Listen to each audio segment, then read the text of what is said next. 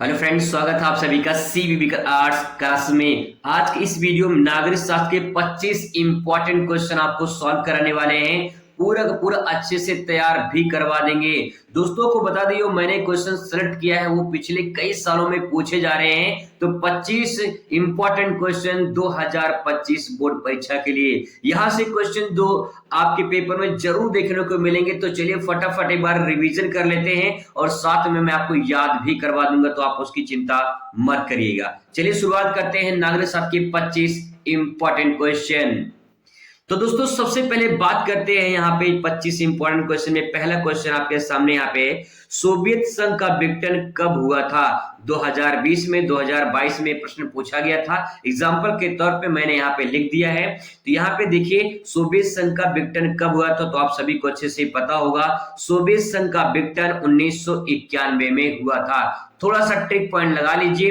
तो देखिए 99 लिखेंगे, 99 आगे एक पीछे एक लगा देंगे, भैया काम हो जाएगा। ठीक है, आगे एक लगा देंगे, पीछे एक लगा देंगे, आपका काम हो जाएगा। बस 99 याद रखेंगे, 99 आगे एक पीछे काम हो जाएगा। 1991 में इसका जो है विघटन हुआ था। ठीक है, थोड़ा सा इसके बारे में यहाँ पे समझने की कोशिश करते हैं ताकि हमें पूरा नंबर मिल जाए। पूरा नंबर कैसे लेकर आना है आपको यहाँ पे दे सकते हैं। सबसे पहले लिखेंगे यहाँ पे, सोवियत संघ के बड़े गणराज्य जैसे रूस, यूक्रेन, बेलारूस के द्वारा सोवियत संघ की समाप्ति की घोषणा के साथ सोवियत संघ का अंत हो गया। ये पॉइंट ऐड कर देंगे, एग्जामिनर चेक करेगा, 2 नंबर दे देगा, क्योंकि अति लघु उत्तरीय प्रश्न 2 नंबर का पूछा जाता है। ठीक है, तो अगर आपको पूरा नंबर लेना है तो आपको अच्छे से आंसर को प्रेजेंट करना है। दूसरा क्वेश्चन दोस्तों आपके सामने यहाँ पे है, क्वेश्चन है, यूरोपीय संघ की स्थापना क्यों की गई? इसके 2 कारण बताइए। 2 कारण बताएंगे, 2 नंबर आपको यहाँ पे मिलेगा। तो चलिए कारण बताते हैं, कौन कौन से कारण हैं। सबसे पहले दोस्तों यहाँ पे क्वेश्चन है कि यूरोपीय संघ की स्थापना क्यों की गई। ठीक है, और इसके 2 कारण बताना है। तो 2 कारण बताना है, तो देखिए यहाँ पे मैंने हेडिंग बना लिया है, यूरोपीय संघ की स्थापना के 2 कारण। तो देखिए पहला कारण है, विश्व युद्ध के बाद देशों की मध्य एकता और उन्नति के लिए यूरोपीय संघ की स्थापना की गई। प्रथम विश्व युद्ध, द्वितीय विश्व युद्ध के बाद, प्रथम विश्व युद्ध 1914 से लेकर 1918 तक चला। द्वितीय विश्व युद्ध 1939 से लेकर 1945 तक चला। ऐसी और कोई घटना न घट जाए, इसीलिए यूरोप के कंट्री ने पूरा एक अपना गुट बनाया, एक संगठन बनाया, जिसे यूरोपीय संघ के नाम से जाना जाता है।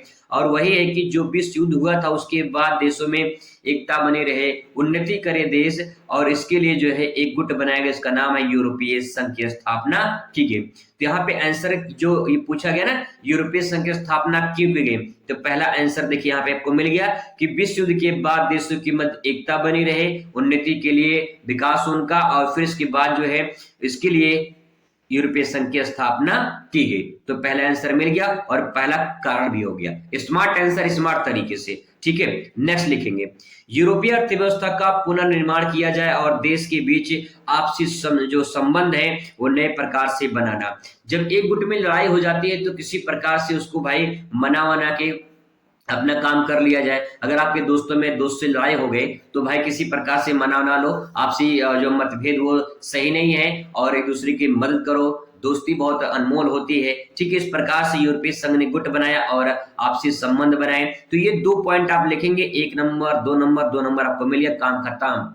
बस भैया इतना काम करना है, लिखना बहुत ज्यादा होता है और आपको फास्ट लिखनी है, तो इसीलिए बहुत ही स्मार्ट आंसर देंगे। ठीक है, क्वेश्चन नंबर तीसरा आपके सामने है दोस्तों, भारत और चीन के बीच विवाद के 2 कारण बताइए। भारत और चीन के बीच क्या विवाद है उसको कारण बताना है। तो पहले मैं थोड़ा सा मैपिंग के माध्यम से आपको समझाने की कोशिश करूं। यहाँ पे कुछ ऐसे राज्य हैं जो चाइना के साथ सीमा साझा होते हैं। ठीक है, तो आप यहाँ पे देख पाएंगे इस प्रकार से, यहाँ पे है चीन साम्राज्य। ठीक है, तो ये जो है लद्दाख वाला रीजन जो है, ये लद्दाख वाला रीजन, फिर इधर जो है आपका हिमाचल, ये उत्तराखंड, इधर सिक्किम और इधर अरुणाचल प्रदेश। ठीक है, तो लद्दाख हो गया, हिमाचल प्रदेश और उत्तराखंड, सिक्किम, अरुणाचल प्रदेश, ये जो है 5 राज्य यानी केंद्र शासित प्रदेश 1 और 4 राज्य सीमा साझा करते हैं चाइना के साथ में। तो जो ये सीमा विवाद है यहाँ पे देख पाएंगे, ये अरुणाचल प्रदेश को लेकर, लद्दाख को लेकर अक्साई चीन को क्षेत्र का हमेशा विवाद बना रहता है। तो यहाँ पे जो है मैपिंग के माध्यम से भी समझ सकते हैं। दूसरा पॉइंट है, पाकिस्तान की जो परमाणु हथियार कार्यक्रम है ये चीन के द्वारा सहायता किया जाता है, जिससे ये भी एक तरह से पाकिस्तान को मदद मिलती है और पाकिस्तान भारत में जो है इधर से हस्तक्षेप करता रहता है, तो ये विवाद का कारण माना जाता है। तो 2 विवाद लिखना है, 2 पॉइंट आप ले सकते हैं, 2 नंबर आपको यहाँ पे मिल जाएगा। ठीक है, नेक्स्ट क्वेश्चन दोस्तों आपके सामने बात करते हैं। क्वेश्चन नंबर आगे आ चुका है। नेक्स्ट क्वेश्चन है यहाँ पे कि दक्षिण एशिया में शामिल किन्हीं 2 देशों का नाम बताइए। तो दक्षिण एशिया में शामिल 2 देशों का नाम बताना है। तो सबसे पहले यहाँ बात करें से भारत है, तो भारत तो हो जाएगा।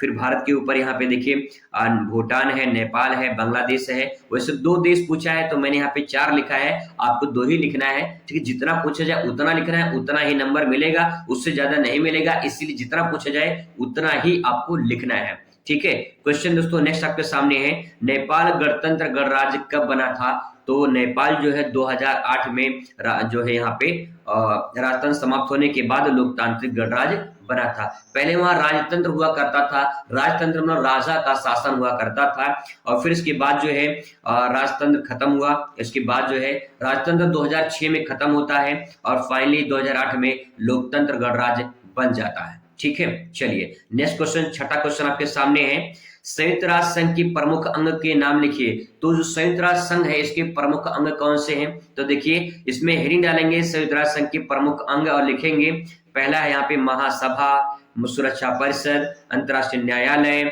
आर्थिक सामाजिक परिषद, सचिवालय। ठीक है, इसको थोड़ा सा ट्रिक पॉइंट से याद करने की कोशिश करते हैं, आपको आसानी से याद आए, क्योंकि मैंने आपको वादा किया है मैं आपको याद कराऊंगा। तो देखिए महासभा, महासभा का मतलब महसूस करिए कि एक सभा बैठी हुई है। ठीक है, एक सभा बैठी हुई है, और सभा नहीं बल्कि महासभा है। ठीक है, और महासभा मतलब बहुत सारे लोग इकट्ठा बैठे हुए हैं, मीटिंग कर रहे हैं। महसूस करिए कि बहुत सभी लोग इकट्ठा बैठे हुए हैं और उसमें जो है मीटिंग हो रही है। मीटिंग किस बात के लिए, सुरक्षा को लेकर। किस बात की हो रही है, सुरक्षा को लेकर। तो एक महासभा यानी एक सभा बैठक हो रही है और उस सभा में जो है सुरक्षा को लेकर बात हो रही है, और सुरक्षा अंतरराष्ट्रीय होना चाहिए भैया। कैसा होना चाहिए, अंतरराष्ट्रीय होना चाहिए। ठीक है, अंतरराष्ट्रीय होगा तो सारे देश एक दूसरे को मदद करेंगे, कोई लड़ाई झगड़ा नहीं होगा, प्रथम विश्व द्वितीय विश्व जैसी घटनाएं नहीं घटेंगी। तो क्या होगा, आर्थिक जो है यहाँ पे आर्थिक और सामाजिक विकास होगा। ठीक है, चौथा पॉइंट की जगह क्या होगा, जब लड़ाई झगड़ा नहीं होगा तो सबका विकास होगा, सबका आर्थिक सामाजिक विकास होगा। ठीक है, और फिर इसके बाद जो है सब लोग काम करेंगे और सचिवालय में जाकर अपना काम करेंगे, जैसा जिसका काम रहेगा उसका उस वैसे प्राइज वगैरह मिलेगी। इस प्रकार से महसूस कर सकते हैं। तो यहाँ पे ध्यान रखेंगे दोस्तों, पहला पॉइंट ये है कि पहले महासभा होगी और महासभा की बैठक में हम बात करेंगे कि उसको सुरक्षा को लेकर सुरक्षा परिषद हो जाएगा। दूसरा हम बात करेंगे अंतरराष्ट्रीय न्यायालय, जो भी फैसला होगा वो अंतरराष्ट्रीय न्यायालय में होगा। और फिर इसके बाद यहाँ पे लिखा है कि आर्थिक और सामाजिक जो है सबको मदद मिलेगा, और फिर जब सबको मदद मिलेगा तो भाई सब सचिवालय में काम करेंगे, सब लोग अच्छे से काम करेंगे। तो इस प्रकार से ट्रिक के माध्यम से आप इसे लर्न कर सकते हैं। बाकी रट्टा मारने के लिए तो पढ़ाई है, आप रट सकते हैं।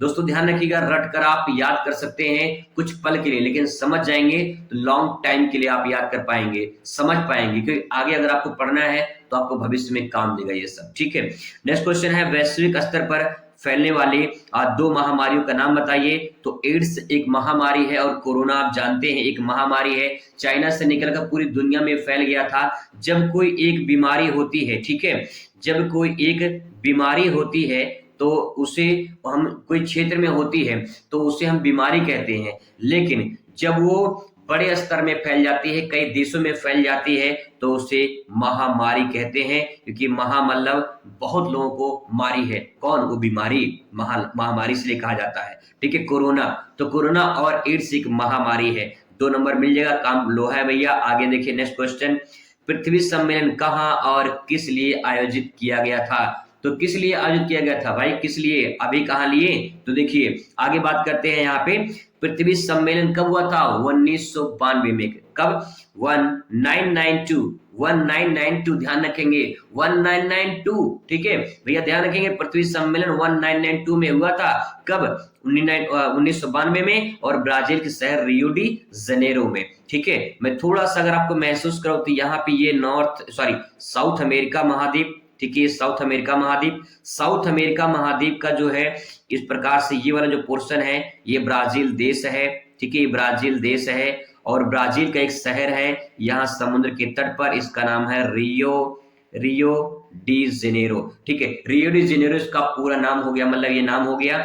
और ये एक बंदरगाह भी है। आपके भूगोल में ये पूछ सकता है कि दक्षिण अमेरिका की एक बंदरगाह बताइए, तो रियो डी जेनेरो आप लिख सकते हैं। भूगोल में भी एक क्वेश्चन पूछा जा सकता है। ठीक है, तो रियो डी जेनेरो इसका ब्राजील में हुआ था और पर्यावरण संरक्षण पर आधारित सम्मेलन था। तो भैया 1 नंबर 2 नंबर काम खत्म, बस और कुछ नहीं करना है। ठीक है, चलिए नेक्स्ट क्वेश्चन बात करते हैं। यहाँ पे अगला क्वेश्चन आपके सामने यहाँ पे है, सतत विकास से आप क्या समझते हैं? अगर दोस्तों सतत विकास की बात करें तो यहाँ पे देखिए, इसके अंतर्गत वर्तमान की आवश्यकताओं को पूर्ति करते हुए भावी मतलब भविष्य की पीढ़ियों के लिए सुरक्षित रखना सतत पोषणीय विकास कहलाता है या सतत विकास कहलाता है। मैं एक एग्जाम्पल के माध्यम से हम समझाऊं तो मान लीजिए एक पेड़ है। ठीक है, एक पेड़ है मान लेते हैं। अब क्या हो रहा है कि मान लेते हैं कि आपकी ये वर्तमान की पीढ़ी है। ठीक है, वर्तमान की आपकी पीढ़ी है। आप इस पेड़ का क्या कर रहे हैं? उपयोग कर रहे हैं। उपयोग करने का मतलब इसके फल का उपयोग कर रहे हैं, ऑक्सीजन ले रहे हैं, छांव ले रहे हैं, बहुत सारी आवश्यकताओं की पूर्ति हो रही है इस पेड़ से। ठीक है, अब क्या होगा कि आपकी आने वाली पीढ़ी होगी भविष्य में। ठीक है, आपकी आने वाली पीढ़ी होगी भविष्य में। अगर इस पेड़ का भविष्य वाली पीढ़ी उपयोग कर ले तो इसी प्रक्रिया को सतत विकास कहा जाएगा, क्योंकि सतत मतलब होता है कंटिन्यूटी बना रहे। विकास तब होगा जो हमारे पास रिसोर्स हैं ये आने वाली पीढ़ी के पास भी जब बचा रहेगा, तब इसे सतत विकास के नाम से जाना जाता है। ठीक है, सिंपल वर्ड में आप समझ गए होंगे। चलिए क्वेश्चन नंबर नेक्स्ट देखते हैं, साझी संपदा से आप क्या समझते हैं? तो साझी संपदा क्या? भाई सिंपल सी बात यह है, मान लो एक मैदान है, एक तालाब है, ये कोई ऐसा स्थान है जो सरकारी हो, जिसके सबका साझा हो, किसी एक का मालिक ना हो कोई, उस पे सबका साझा हो, तो ऐसी संपदा या ऐसी संसाधन साझा संपदा या साझा संसाधन कहलाती है। परिभाषा देखेंगे उससे पहले आप हेडिंग डालेंगे साझी संपदा, लिखेंगे साझी संपदा या संसाधन से तात्पर्य ऐसे संसाधन से है जिस पर किसी व्यक्ति का नहीं बल्कि पूरे समुदाय का, पूरे समाज का अधिकार होता है, उसे कहते हैं साझी संपदा। जैसे मैदान होता है, तालाब होता है, खलियान होता है और सामुदायिक स्वास्थ्य केंद्र होता है, बहुत सारी चीजें होती हैं जिसपे पूरे समाज का हक होता है, तो उसे हम कहते हैं साझी संपदा, यानी पूरे समाज के लोग उसका उपयोग कर सकते हैं। ठीक है, चलिए आई होप दोस्तों आपको समझ में आ रहा होगा। क्वेश्चन नंबर अगला बात करते हैं, वैश्वीकरण की अवधारणा को स्पष्ट कीजिए। क्वेश्चन है वैश्वीकरण की अवधारणा की। अवधारणा मतलब विचार, थॉट। क्या है वैश्वीकरण? ग्लोबलाइजेशन क्या है? आइए समझते हैं वैश्वीकरण क्या है। देखिए मैं अगर आपको सिंपल भाषा में समझाऊं तो जैसे मान लीजिए चीन है।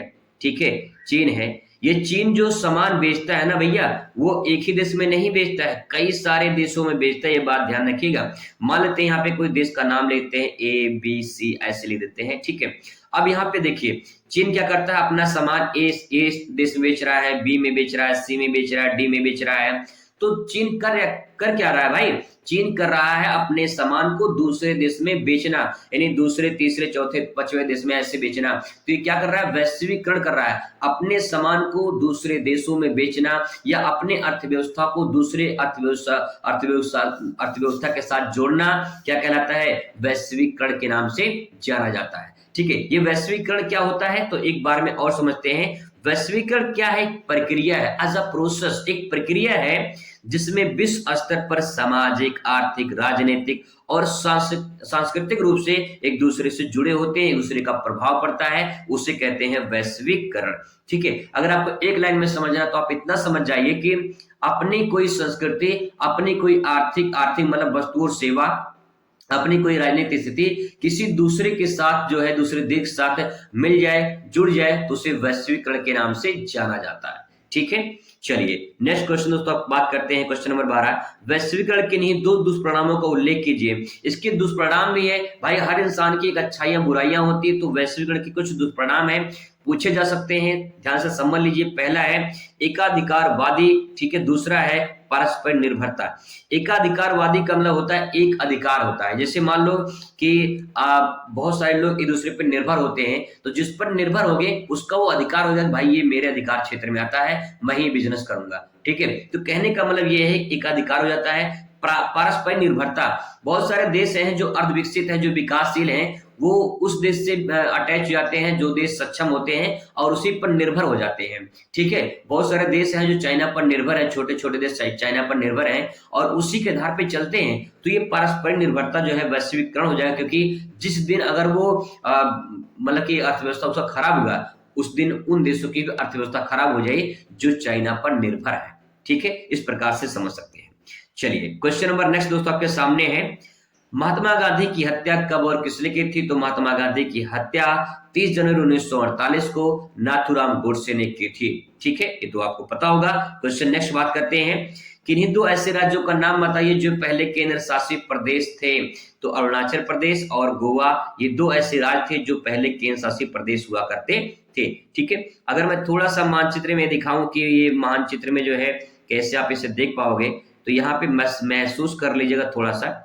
मैं कोशिश कर रहा हूं, मैं वैसे कॉपी में बनाता और अच्छे से बना देता। ठीक है, तो देखिए यहाँ पे जो ये वाला पोर्शन है ये अरुणाचल प्रदेश है, यहाँ पे छोटा सा गोवा है, ये पहले केंद्र शासित प्रदेश हुआ करते थे। ठीक है, चलिए क्वेश्चन नंबर नेक्स्ट देखते हैं, स्वतंत्रता के बाद भारत के सामने कौन कौन सी चुनौतियां थी? तो देश की जब आजाद हो गया तो कौन कौन सी चुनौतियां थी? तो पहली चुनौती थी राष्ट्रीय एकता को बनाए रखने की चुनौती। एक बड़े से देश में, इतने बड़े देश में राष्ट्रीय एकता की चुनौती का मतलब ये है कि भैया वहां बहुत सारे जाति के लोग, बहुत सारे धर्म के लोग थे और उनको एक में बांधने की सबसे बड़ी चुनौती थी, चुनौती नहीं चुनौती थी। ठीक है, आगे देखिए, लोकतंत्र स्थापित करने की चुनौती। देश आजाद तो हो गया लेकिन अब देश में लोकतंत्र स्थापित कैसे होगा, ये सबसे बड़ी चुनौती थी, क्योंकि देश में बहुत अफरा तफरी मची थी जब देश बंटवारा हुआ था उस टाइम पे, है ना, 47 में। तो कहने का मतलब लोकतंत्र स्थापित कैसे हो, बहुत बड़ा वहां पे लक्ष्य था और चुनौती भी थी। ठीक है, क्वेश्चन नंबर नेक्स्ट आपके सामने है, भारतीय जनसंघ पार्टी के किन्हीं दो प्रमुख नेताओं का नाम बताइए। तो भारतीय जनसंघ पार्टी के दो नेता है भैया, श्यामा प्रसाद मुखर्जी, दीनदयाल उपाध्याय, इनको ध्यान रखेंगे। ठीक है, चलिए क्वेश्चन नंबर नेक्स्ट आपके सामने है, क्वेश्चन है कि भारत में नियोजन के किन्हीं दो उद्देश्यों का उल्लेख कीजिए। भारत में नियोजन, नियोजन का मतलब होता है प्लानिंग। आप बोर्ड परीक्षा की तैयारी कर रहे हैं, एक प्लानिंग के अनुसार करिए। जब प्लानिंग के अनुसार करेंगे तो आपको जो भी सपना है, जो भी टारगेट है, आप उसे अचीव कर सकते हैं। बिना प्लानिंग के काम करेंगे तो भैया दिक्कत हो जाएगी, समस्या बहुत ज्यादा हो सकती है, क्योंकि जब हम कोई बिना प्लानिंग काम करते हैं बहुत सारी समस्याएं सामने आ जाती हैं। लेकिन प्लानिंग करेंगे तो हो सकता है समस्याएं आए लेकिन उतनी बड़ी समस्या ना हो, इसलिए प्लानिंग बनाना जरूरी होता है। तो पहला देखिए, संसाधनों की में समानता, जो भी संसाधन देश में है सबको बराबर रूप से मिले। ठीक है, चाहे जो जिस जाति का हो, चाहे जिस धर्म का हो, चाहे जिस क्षेत्र का हो, संसाधन भारत में है तो संसाधन सबको बराबर मिलना चाहिए। मान लेते हैं कि आपका जो मान लेते हैं कि आप क्लास में बैठे हैं। ठीक है, आप क्लास में बैठे हैं और आपके टीचर ने जो है क्लास में रसगुल्ला मंगाया भैया। ठीक है, और जो है रसगुल्ला बांट दिया। मान लो 50 लोग बैठे हैं क्लास में, 10 लोग को बांट दिया, तो क्या ये समानता है? ये समानता नहीं बल्कि असमानता है। लेकिन रसगुल्ला सब में 50 लोगों में बट गया तो समानता यहाँ पे दिखाई दे रही है। इसका मतलब दोस्तों ये है कि संसाधन जो भी हमारे पास हो उस सब में बराबर बंटना चाहिए। ठीक है, चलिए अगला है वस्तुओं सेवाओं में वृद्धि। वस्तुओं सेवाओं में वृद्धि का मतलब ये है कि जो भी वस्तु है, जो भी सेवा है, गुड्स एंड सर्विस की बात करें तो ये जो है इसका भी एक प्लानिंग होना चाहिए, कितना उत्पादन करना चाहिए, किसके लिए उत्पादन करना चाहिए, ये पूरा प्लानिंग होना चाहिए। ठीक है, चलिए क्वेश्चन नंबर नेक्स्ट दोस्तों देखते हैं आपके सामने। यहाँ पे बॉम्बे प्लान क्या है, व्हाट इज बॉम्बे प्लान? ठीक है, देखिए बॉम्बे प्लान की अगर बात करें तो बॉम्बे प्लान का मतलब बॉम्बे नहीं मुंबई में एक प्लान बनाई गई थी। क्या प्लान था, आइए देखते हैं क्या प्लान था। प्लान ये है, भारत के उद्योगपतियों द्वारा नियोजित अर्थव्यवस्था का संचालन के लिए एक प्रस्ताव तैयार किया गया जिसे बॉम्बे प्लान कहा जाता है। मान लीजिए आप कोई प्लान बनाइए, आप सड़क पर खड़े होकर अपने दोस्तों के साथ में प्लान बनाइए कि भाई देखो एक काम करना है, कल हम लोग चलेंगे पार्टी करने, घूमने चलेंगे, यहाँ चलेंगे, वहां चलेंगे, मिलने चलेंगे उससे, है ना। आपने क्या किया, आपने प्लानिंग बना लिया। जब आप प्लानिंग बना लोगे तो फिर अगले दिन कहोगे भाई हम लोग जो सड़क पे प्लानिंग बनाया था सड़क पे उसी से अनुसार काम करेंगे। तो इसका मतलब ये कि आपने प्लानिंग कहाँ बनाई, सड़क पे बनाई। इसका मतलब सड़क प्लान हो गया आपका। अब जो ये प्लान बना था ये बॉम्बे में बना था, नहीं मुंबई में। जो मुंबई में बना था तो नाम क्या होगा, मुंबई या बॉम्बे प्लान। इस प्लान में क्या कहा गया था, जो भारत के उद्योगपति, बड़े बड़े जो उद्योगपति है ना, ये उद्योगपति देश को नियोजित अर्थव्यवस्था का संचालन करना चाहते थे। इसके लिए एक मीटिंग की थी, प्लान बनाया गया था और उसका नाम है बॉम्बे प्लान। आप समझ जाएंगे दोस्तों तो लिख ले जाएंगे। आसान शब्दों में आपको समझाने की कोशिश कर रहा हूं और मैंने अपने आसान शब्दों में क्वेश्चन को यहाँ पे आंसर को प्रेजेंट किया है। आसान शब्दों में समझ के आप बहुत बेहतरीन नंबर पा सकते हैं अगर आपको समझ में आ रहा होगा तो। मैं पूरी कोशिश कर रहा हूं कि आपको समझ में आ रहा होगा। ठीक है, बात करते हैं अगले क्वेश्चन। भारतीय विदेशी नीति के 4 प्रमुख सिद्धांत कौन कौन से हैं? तो 4 प्रमुख सिद्धांत लिखना है। तो पहला है गुटनिरपेक्षता की नीति। गुटनिरपेक्षता का मतलब क्या होता है? ठीक है, गुटनिरपेक्षता का मतलब ये है कि देखिए जो भी जिस आप गुट में रहते हैं वहां पे जो भी काम करते हैं उनको गुट में रहना है, लेकिन जो भी लड़ाई झगड़ा होता है उन सबसे आप दूरी बना लीजिए। ठीक है, आपको कोई मतलब नहीं है उस चीज से। हम जो भी काम कर रहे हैं सही तरीके से करेंगे, हम उनसे अलग हो जाएंगे। ठीक है, जो लड़ाई झगड़ा करते हैं। तो गुटनिरपेक्षता की नीति मतलब यह है कि हम देश में, भारत तो उन देशों को मदद तो करेगा लेकिन एक अपनी अलग नीति बना के काम करेगा, एक अलग प्लानिंग बना के काम करेगा, ये है। ठीक है, हम उन दोस्तों के साथ में तो रहेंगे जो बिगड़े हैं, लेकिन हम अपने ऐसी प्लानिंग बना काम करेंगे जो हमें उनके साथ में बिगड़ाने काम नहीं करते। वही बात आपको यहाँ ध्यान रखना है। ठीक है, अगला पॉइंट है राष्ट्रीय हित की सुरक्षा। भाई देखिए सिंपल सी बात है, जिस प्रकार से आप अपने घर के बारे में सोचते हैं, आप अपने घर के हित के बारे में सोचते हैं, वैसे आपका घर यानी देश, राष्ट्र सबसे बड़ा देश है। इसका मतलब यह है कि अगर हम देश में रहते हैं, जिस देश में रहते हैं उस राष्ट्र के हित के बारे में सोचते हैं, अगर उसकी सुरक्षा करते हैं तो ये विदेशी नीति का इंपॉर्टेंट हो जाएगा। ठीक है, नेक्स्ट है साम्राज्यवाद का विरोध। बहुत सारे देश हैं वो दूसरे देश को कब्जा करते हैं और अपने में मिला लेते हैं। तो ये जो साम्राज्यवाद की नीति है ना, इसको खत्म करना है, इसको विरोध करना है। नेक्स्ट है वैश्विक शांति। विश्व स्तर पर कोई द्वितीय विश्व युद्ध, प्रथम विश्व जैसा युद्ध कभी ना हो, इसके लिए हम विश्व शांति का जो है समझौता करेंगे, विश्व शांति का जो है सम्मेलन करेंगे ताकि कभी भी ऐसी घटना ना घट सके। ठीक है, आगे बात करते हैं क्वेश्चन नंबर नेक्स्ट। पंचशील समझौता कब और किन देशों के मध्य हुआ था? तो पंचशील समझौता, पंच मतलब 5, पंच मतलब 5, 5 सील यानी 5 समझौता हुआ था और उसी 5 समझौते में जो है ये हुआ था 1954 में। ठीक है, 1954। ठीक है, 1954 में इसका हुआ था 1954 में। और भारत के प्रधानमंत्री पंडित जवाहरलाल नेहरू और चीन के प्रमुख चाउ एन लाई।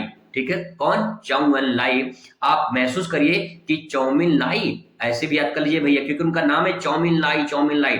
तो चाउ एन लाई मतलब चाउमिन लाई है ना, चाउमिन लाई। आप महसूस करिए कि पंडित जी से, पंडित जवाहरलाल नेहरू से पूछ रहे हैं कि चाउमिन लाई, तो चाउ एन लाई चीन का प्रमुख था। ठीक है, और इसी के द्वारा जो है 1954 में समझौता हुआ था। ठीक है, नेक्स्ट क्वेश्चन आपके सामने है इंदिरा गांधी की हत्या कब हुई थी? तो इंदिरा गांधी की हत्या 31 अक्टूबर 1984 को नई दिल्ली। ठीक है, ध्यान रखेंगे, इंपॉर्टेंट है, पूछा जाएगा आपसे। नेक्स्ट है आपातकाल की घोषणा कब और किसके द्वारा की गई थी? तो आपातकाल की जो घोषणा है ये 25 जून 1975 को की गई थी और जिस टाइम पे की गई थी उस टाइम पे देश की प्रधानमंत्री इंदिरा गांधी थी और इनके कहने पर राष्ट्रपति फखरुद्दीन अली अहमद के द्वारा आपातकाल की घोषणा की गई थी। ठीक है, चलिए क्वेश्चन नंबर नेक्स्ट आपके सामने दोस्तों है वर्ष 1975 में राष्ट्रीय आपातकाल की घोषणा के 2 कारण बताइए। क्या कारण थे कि आपातकाल लगानी पड़ी? इमरजेंसी क्यों लगा? क्या कारण थे? तो देखिए पहला कारण, देश में अशांति उत्पन्न हो गई थी। अशांति का मतलब भैया चारों तरफ अफरा तफरी, लोग धरना कर रहे थे, जो गैर कांग्रेसी नेता थे धरना कर रहे थे, हड़ताल कर रहे थे, तालाबंदी हो रही थी। तो इस सब जो है अशांति था और इस अशांति को शांति में बदलने के लिए इमरजेंसी आपातकाल की घोषणा की गई, पहला कारण। दूसरा कारण देखिए, सरकार और न्यायपालिका के बीच मतभेद। जो सरकार थी और जो न्यायपालिका जो न्याय करती थी उसके बीच में भी मतभेद होता था। सरकार कुछ चाहती थी, न्यायपालिका कुछ चाहती थी, है ना। आप कुछ चाह रहे हैं और आपके मम्मी पापा कुछ चाह रहे हैं कि बेटा ये तुम बन जाओ, और आप चाह रहे हो कि मुझे ये बनना है, तो इसमें एक मतभेद उत्पन्न हो जाएगा और जब मतभेद उत्पन्न हो जाएगा तो भैया दिक्कत हो जाएगी, है ना। चलिए ठीक है, चलिए अब आप बात करते हैं क्वेश्चन नंबर नेक्स्ट देखते हैं यहाँ पे। जम्मू कश्मीर में अनुच्छेद 370 की समाप्ति की दो परिणाम बताइए। क्या परिणाम हुए जब 370 धारा समाप्त हुई? तो देखिए, पहला पॉइंट, जम्मू कश्मीर में जीवन जमीन लेकर रहने अर्थात वहां के निवासी बन सकते हैं। पहले जम्मू कश्मीर में नहीं रह सकते थे, जम्मू कश्मीर में अपना कोई जमीन लेकर वहां घर नहीं बनवा सकते थे, लेकिन अब जम्मू कश्मीर में जाएंगे, ठीक है, वहां पे रहेंगे और अपना घर बनाएंगे। जम्मू कश्मीर में जाएंगे, वहां पे रहेंगे, अपना घर बनाएंगे और फिर इसके बाद जो है शादी ब्याह करेंगे। भैया आप कुछ भी कर सकते हैं वहां पे जाके, कुछ भी मतलब घर जमीन लेकर रह सकते हैं, घर बनवा सकते हैं, शादी कर सकते हैं, ये अब वहां पे छूट दे दी गई है। ठीक है, आगे है, जम्मू कश्मीर में विभिन्न प्रकार के असमानताएं जो थी वो समाप्त कर दिया गया है। वहां पे अपना एक अलग कानून होता था, उनका अपना झंडा होता था, वो सब कुछ समाप्त कर दिया गया, असमानता जो थी वो खत्म कर दिया गया है, अब सिर्फ है समानता। ठीक है, next question, question number 25, last question आपके सामने दोस्तों है कि मंडल आयोग के संबंध समाज के किस वर्ग से है? तो मंडल आयोग का जो संबंध है वो समाज के वर्ग से। देखिए, विभिन्न वर्गों के बीच मंडल आयोग गठन भारतीय समाज के विभिन्न वर्गों के बीच शैक्षिक सामाजिक पिछड़ेपन की व्यापकता को पता लगाने के लिए किया गया था। तो जो मंडल आयोग का संबंध था वो समाज में जो पिछड़े लोग हैं उनको ऊपर उठाने के लिए, इनके बारे में सोचने, इनके बारे में मतलब जो है इनको ऊपर उठाने के लिए, इनको आर्थिक विकास सामाजिक विकास से ऊपर उठाने के लिए ये मंडल आयोग जो है समाज से संबंधित है। ठीक है, तो दोस्तों ये 25 क्वेश्चन थे जो इंपॉर्टेंट है और किसी न किसी साल में पूछे गए हैं, बहुत ही मोस्ट इंपॉर्टेंट है, आप इन्हें जरूर तैयार कर लें। यहाँ से क्वेश्चन जरूर दोस्तों बनेगा। ठीक है, अगर आपको उसका पीडीएफ चाहिए तो मैंने नया टेलीग्राम चैनल बनाया है, आप उसे ज्वाइन कर लीजिए, डिस्क्रिप्शन में लिंक मिल जाएगा, वहां से ज्वाइन कर लीजिए, तो आपको जो है वहां से आपको पूरा पीडीएफ मिल जाएगा। चलिए मिलते हैं नेक्स्ट वीडियो में, तब तक खुश रहिए, मस्त रहिए और जिंदगी में स्वस्थ रहिए। धन्यवाद।